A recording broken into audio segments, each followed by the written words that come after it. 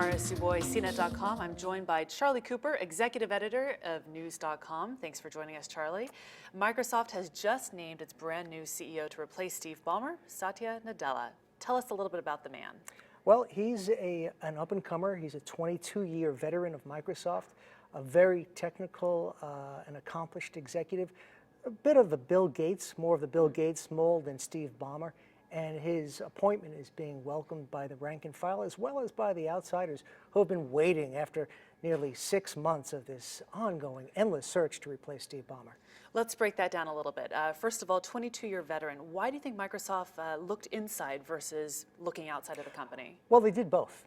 Okay. There were, over the last several months, instances they had at one time attempted to lure in the CEO of Ford, Alan Mulally. That went nowhere.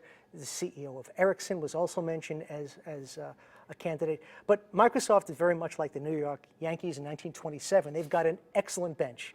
And Satya Nadella was one of the many people that they were looking at. What would recommend him for this job is that he's an insider. He knows where the skeletons are buried. He doesn't need to be reintroduced to a culture, a corporate culture that he's not familiar with. People know what to expect. And he knows where the problems are, and presumably he can lead them to that nirvana that they're hoping to arrive at.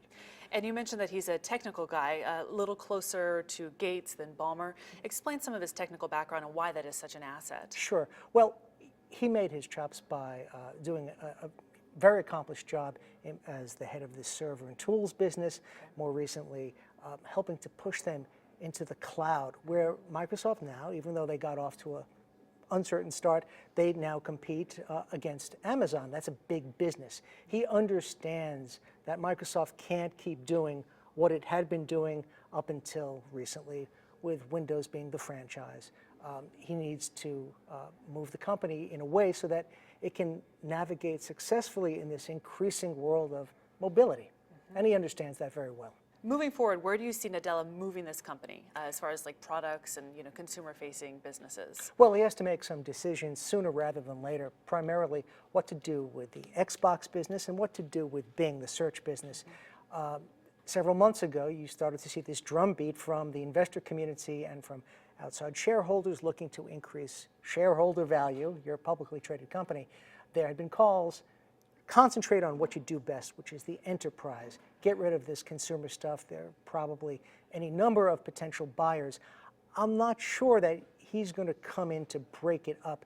Bill Gates, who had a big hand in this selection, didn't want to choose a new CEO who was going to deconstruct his handicraft. So, remains to be seen.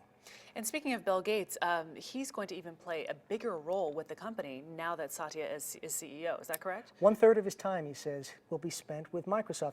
It's a good thing for Nadella because Gates will no longer be on the board, so Nadella will not be in this potentially uncomfortable position where they convene a board meeting and staring at him from the other end is the legend himself. But who better to bounce technical ideas off than the co-founder of the company? So to bring back a baseball metaphor, would you say that this is a home run selection? I would say right now it's a 3-bagger, but TBD. We'll see. All right, thank you so much. Executive Editor, News.com, Charlie Cooper. I'm Kara Tsuboi. Thanks for watching The Inside Scoop.